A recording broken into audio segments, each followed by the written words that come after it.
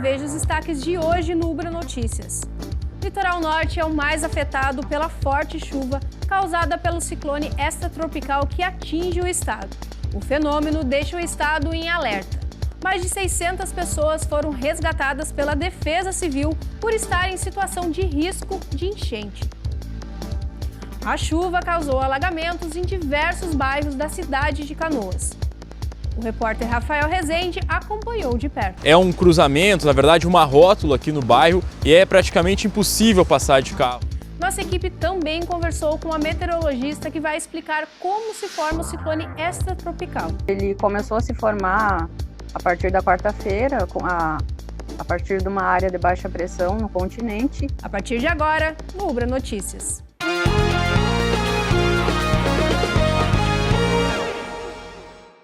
A forte chuva com ventos que atingiram o estado causou diversos registros de alagamentos. Mais de 600 pessoas foram resgatadas pela Defesa Civil por estarem em situação de risco de enchente. Em Santo Antônio da Patrulha, no litoral norte, a água com barro invadiu uma clínica geriátrica durante a madrugada. 45 pacientes precisaram ser retirados às pressas pelos funcionários e vizinhos. Os idosos foram colocados no andar de cima e todos passam bem. As perdas foram materiais, de móveis e eletrodomésticos. O alagamento aconteceu após um córrego que fica a poucos metros da casa ter subido com a forte precipitação. Depois do problema que a gente teve com a inundação lá no lar, tá? Graças a Deus foi tudo resolvido, né? Só danos materiais, ninguém se machucou. Os voos estão todos com segurança, a gente removeu alguns aqui para o Salão São Luís Gonzaga, aqui na Bom Princípio, com a ajuda do Marcelo Gaúcho, da Prefeitura e Defesa Civil. Estão todos aqui bem tapados, né, tudo acertado. A chuva também causou acúmulo de água nas ruas de Santo Antônio da Patrulha. Já em Maquiné, no litoral norte, famílias tiveram as casas invadidas pela água do rio que banha a cidade. Segundo a Climatempo, foram registrados cerca de 250 milímetros de chuva nas últimas 24 horas. O prefeito da cidade, João Marcos Bassani, fez um apelo aos moradores para que saíssem das casas pelo risco de alagamento. Não tem o que se fazer, tem que sair, saiam das suas casas, bens materiais, a gente recupera, saiam, vamos agora pensar nas vidas. Às 10 horas da noite a previsão é chover mais ainda, não fiquem esperando subir ou baixar a água. Saiam de suas casas, por favor. Estou pedindo, implorando, saiam, tem ônibus aqui do município, saiam para lugares mais altos, subam. Não esperem mais para sair depois não tem mais como. Não tem equipe de corpo de bombeiros suficiente, não existe mais possibilidade de ficar em locais de risco. Os locais baixos, saiam, deixem os bens materiais, por favor.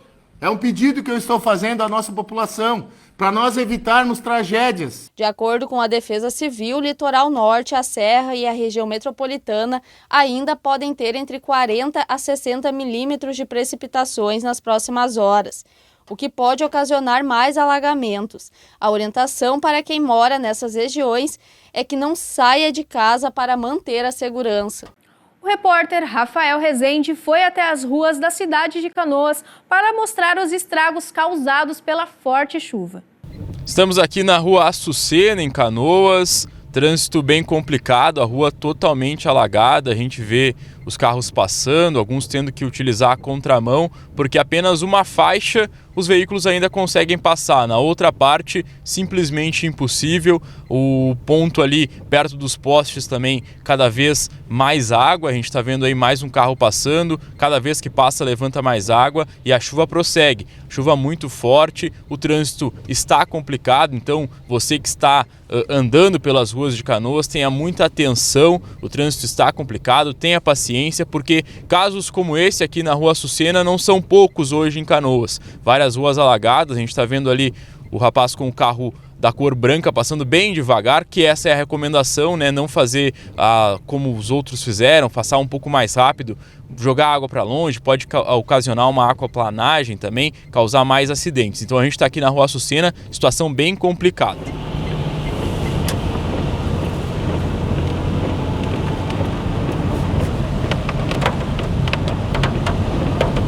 Percorrendo agora o bairro Matias Velho, o bairro mais populoso de Canoas, que registrou muitos alagamentos no começo da manhã. Agora aqui na Avenida Rio Grande do Sul, ainda muita água na pista. O trânsito até parou nesse momento, a gente consegue ver muita água até tomando as calçadas. Mais para frente, vou tentar dar um zoom na câmera aqui. Muita água, gente. Então, atenção sempre que for sair de casa. O bairro Matias tem um trânsito que geralmente é muito grande. A gente está vendo aí o pessoal tentando sair da tranqueira, tentando sair da enchente. O trânsito é muito grande aqui na Matias e realmente situação complicada. Nesse trecho que a gente está aqui, a gente também já vai dar a volta porque é impossível passar. A gente está vendo os carros vindo lá, ó, muita água, gente, muita água. Então, atenção quando for vir aqui e, se possível, evite esse trecho da Matias, Avenida Rio Grande do Sul, em ambos os sentidos.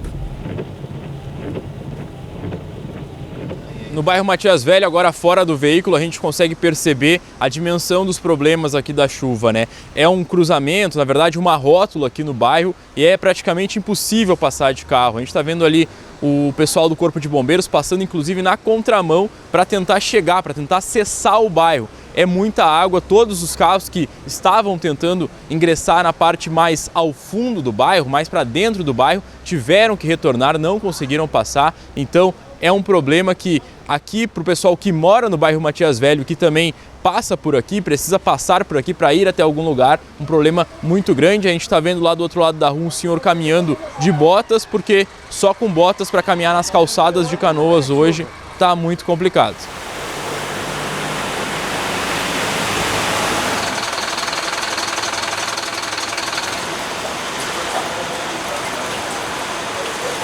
E bem aqui do lado dessa rótula, o Felipe, que está aqui do meu lado, tem uma loja de baterias, uma loja de peças automotivas, e contou pra gente ali um pouco antes da reportagem que tá entrando muita água, né, Felipe? O pessoal passa com o carro, faz onda e entra água. Isso, passa carro, caminhão, faz mais onda, né, e acaba entrando água.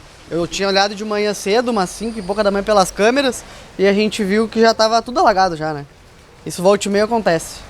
E é costumeiro acontecer isso no bairro, aqui nessa parte do bairro, ou essa chuva realmente foi fora do padrão? Não, é costumeiro. Realmente, de vez em quando dá uma chuva um pouco mais forte e alaga tudo. Tá certo, Felipe. A gente vai continuar acompanhando aqui todas as regiões de Canoas, o bairro Matias Velho muito afetado. Nenhum carro que passou por aqui conseguiu ultrapassar essa parte, essa rótula. Então a gente segue acompanhando. Vamos partir agora para o bairro Harmonia. Agora aqui na Avenida Florianópolis, ainda no bairro Matias, no deslocamento para o bairro Harmonia. Situação complicada. O pessoal até está se arriscando ali na frente, caminhando nessa grande enchente. A gente já pode tratar assim. A rua praticamente tomada pela água. Lá na frente alguns cavaletes, a gente vai passando.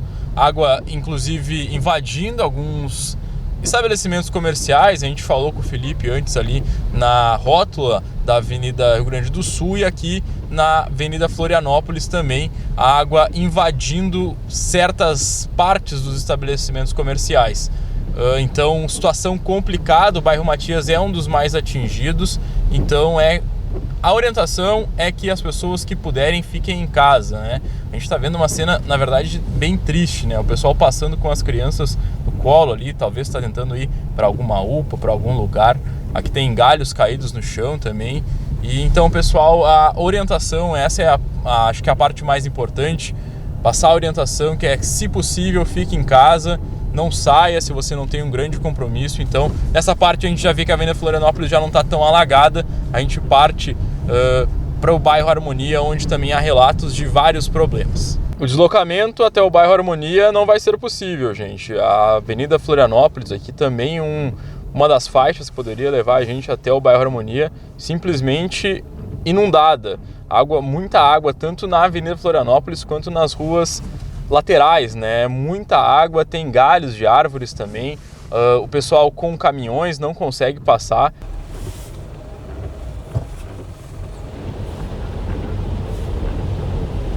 Em deslocamento já de volta para a redação, só para alertar o pessoal que transita pelas ruas de Canoas que as principais vias, apesar de todo esse estrago, todos esses problemas nas ruas dos bairros, as principais vias aqui da cidade, com a Avenida Boqueirão, que a gente está agora, a Avenida Guilherme Michel, a Avenida Doutor Barcelos, não registram problemas como enchente, como árvores caídas, talvez sim um trânsito mais carregado devido a todas essas questões da chuva. Muita gente sai de casa de carro, então tem todos esses problemas. Trânsito sim está carregado, mas nas principais vias da cidade, felizmente nenhum registro de enchente ou de árvore ou de qualquer outra coisa, postes caídos, que poderia impactar, trancar o trânsito. Os gaúchos foram surpreendidos por um ciclone extratropical que atingiu o estado na noite de ontem e durante a madrugada dessa sexta-feira. Houveram registros de casas destelhadas, ruas alagadas e árvores caídas. Já os ventos chegaram a 100 km por hora. Mas e como se forma esse fenômeno? Ainda há riscos para o dia de hoje? Nossa equipe conversou com uma meteorologista que explicou mais sobre o assunto. Vamos conferir.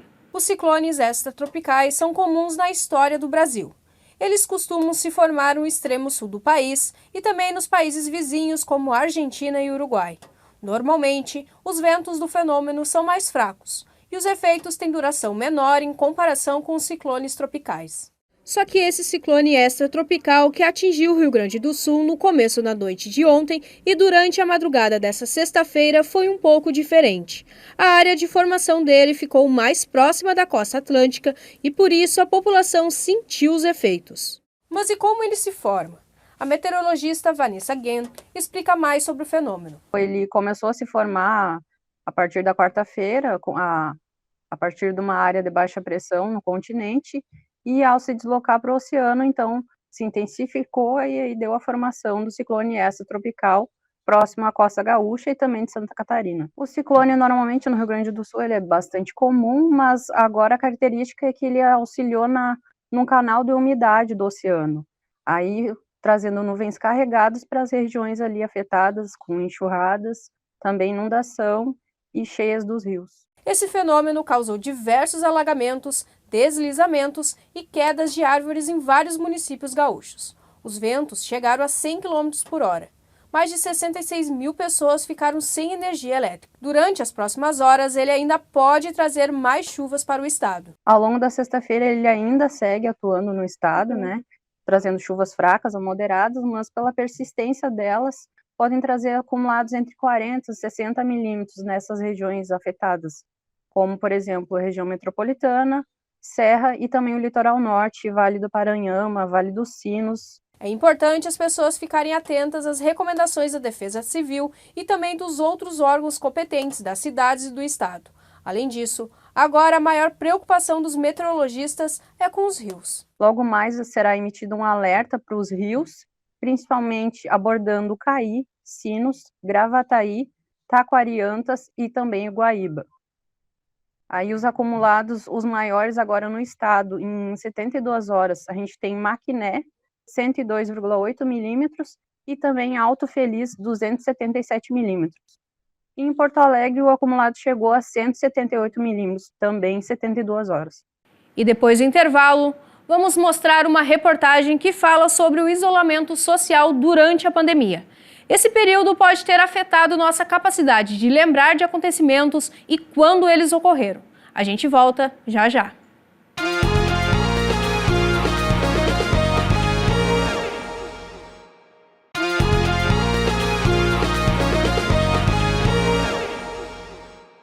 O isolamento social durante a pandemia pode ter afetado nossa capacidade de lembrar de acontecimentos e quando eles ocorreram. Vamos conferir. A memória da Madalena sempre foi precisa, mas depois que teve Covid-19, a cabeça dela nunca mais foi a mesma. E isso já tem 3 anos. Começou a falhar muitíssimo, de forma bastante acentuada, eu diria de forma bastante grave. Porque o meu trabalho, o meu material de trabalho é o meu cérebro, porque eu produzo treinamentos, meu trabalho é esse, é usar o cérebro full time o tempo todo. Em todo o mundo, diferentes estudos apontam que a Covid-19 tem deixado muitos pacientes com sequelas cerebrais. Neste grupo, há casos leves e graves da doença. Imagens de ressonância do cérebro mostram que a infecção pode sim causar alterações físicas no órgão. E pior, desencadear problemas cognitivos e transtornos mentais. Os estudos foram apresentados na Unicamp durante o Congresso Internacional do Cérebro por cientistas brasileiros. Eles relatam a atrofia da massa cinzenta e alteração da memória, atenção e linguagem em pacientes com Covid longa. Nos quadros leves da doença estão relacionados sintomas de ansiedade, depressão, fadiga e sonolência. Resultados que estão acendendo um sinal de alerta para as consequências da pandemia, prejudicando o bem-estar, a saúde e até mesmo a capacidade de trabalhar de quem teve a doença. Como a gente está coletando isso ao longo do tempo, a gente tem pessoas que foram infectadas com diferentes cepas. Mesmo assim, mudando a cepa, tem alteração cerebral. Os principais medos é não poder mais ser quem eu era, ou seja, uma pessoa que eu sou escritora também, escrever bem com fluidez e falar com fluidez, porque eu estou perdendo a fluência da minha própria língua, não consigo encontrar as palavras. Diversos estudos internacionais coletados por pesquisadores brasileiros elencaram sequelas de quem teve Covid-19, de casos leves a graves. Problemas de memória, cansaço, ansiedade e depressão estão afetando o trabalho e a qualidade de vida das pessoas. Você se lembra quando foi o início da vacinação contra a Covid-19 no Brasil? No meio de 2022, mais ou menos. Mas o começo da guerra na Ucrânia você lembra, né? A guerra na Ucrânia começou há mais ou menos um ano, aproximadamente. E a tragédia em Capitólio, Minas Gerais? Acho que foi no começo do ano passado, não foi? E a morte da cantora Marília Mendonça? Tá lembrado? Eu acredito que foi no ano 2019, não é? Se você sentiu como se o tempo estivesse embaralhado na sua cabeça, saiba que de fato ele pode estar. Isso porque a pandemia de Covid-19 afetou a nossa capacidade de lembrar quando fatos relevantes ocorreram. É o que aponta um estudo feito pela Universidade da Escócia. A gente, para medir o tempo, nós temos que ter um referencial, né? Quando você tem uma sequência normal de eventos que vai acontecendo, parece que você entra numa regularidade. Quando você começa a alterar isso, esse referencial dos acontecimentos vão alterando e eu, então, passo a alterar aquilo que eu tomava como referência, você ficar na sua casa realizando tarefas de uma forma diferente, que hoje viraram hábitos, alterou um pouco a nossa percepção, alterou um pouco a maneira como que a gente enxerga o passar do tempo. Sem esse referencial, fica mais difícil encontrar as memórias no nosso cérebro. De modo geral, elas ficam armazenadas em um lugar chamado hipocampo. Mas, com o passar do tempo, essas lembranças viram memórias de longo prazo e daí vão para lugares do nosso cérebro associados a informações ou experiências parecidas. O que acontece é que, no período da pandemia, todas essas memórias ganharam um fator em comum: a crise sanitária. Imagina um tempo onde existiam milhares de coisas difíceis, na realidade, tinha um evento bom, então é muito mais fácil as pessoas se apegarem somente ao evento ruim e literalmente retirar ali da frente os eventos bons também. Por isso, o ideal é, na medida do possível, separar os momentos bons dos ruins na nossa cabeça. Um processo que não é fácil, mas essencial quando falamos em um mundo que está em constante mudança. Como que a gente encara, como que a gente supera, como a gente vai para frente, como a gente vai para trás, como que a gente realmente interage com o mundo e com nós mesmos, principalmente, porque a única variável que é mais controlada sou eu mesmo. O Brasil e o mundo poderão ter em breve uma vacina contra a chikungunya. A doença transmitida pelo Aedes aegypti não tem tratamento e causa muitas dores e, em casos mais graves, pode levar até a morte. Os testes clínicos feitos nos Estados Unidos e no Brasil já mostraram que a vacina é segura. A boa notícia foi publicada na revista Lancet, uma das mais importantes e respeitadas publicações científicas do mundo. A nova vacina foi desenvolvida pela farmacêutica Valneva numa parceria entre a Áustria e a França. Os testes clínicos foram feitos nos Estados Unidos. Participaram 4.128 adultos saudáveis de 43 regiões do país.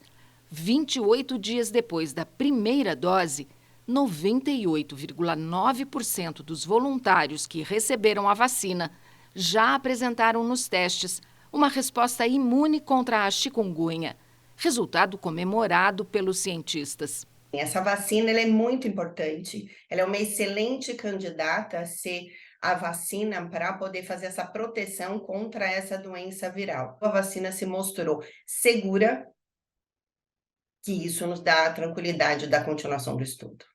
A chikungunya não tem tratamento e em 20 a 30% dos casos chega a incapacitar os pacientes pelas dores que provoca nas articulações. A doença é transmitida pela picada do Aedes aegypti, mesmo mosquito que transmite a dengue. Segundo o Ministério da Saúde, este ano o país já registrou mais de 118 mil casos de chikungunya, com 45 mortes. Ela aparece no início com algumas outras doenças infecciosas, por exemplo, a dengue. Mas o que tem de mais exuberante é essa dor articular. É uma doença que pode dificultar a pessoa a andar, executar suas atividades diárias ao longo do tempo. Aqui no Brasil está acontecendo uma nova fase de testes da vacina. Numa parceria da farmacêutica Valneva com o Instituto Butantan e o Hospital Emílio Ribas, foram recrutados 750 adolescentes entre 12 e 17 anos de 9 cidades do país. Foi uma requisição regulatória, né, não só da Anvisa, mas também de agências internacionais, que a vacina fosse realizada em países endêmicos, uma vez que os Estados Unidos não é um país endêmico, então o Brasil atenderia esse requisito. E aí essa população mais diversificada, uma população adolescente de 12 a menores de 18 anos. Existe a possibilidade da nova vacina ser fabricada pelo Instituto Butantan depois da aprovação.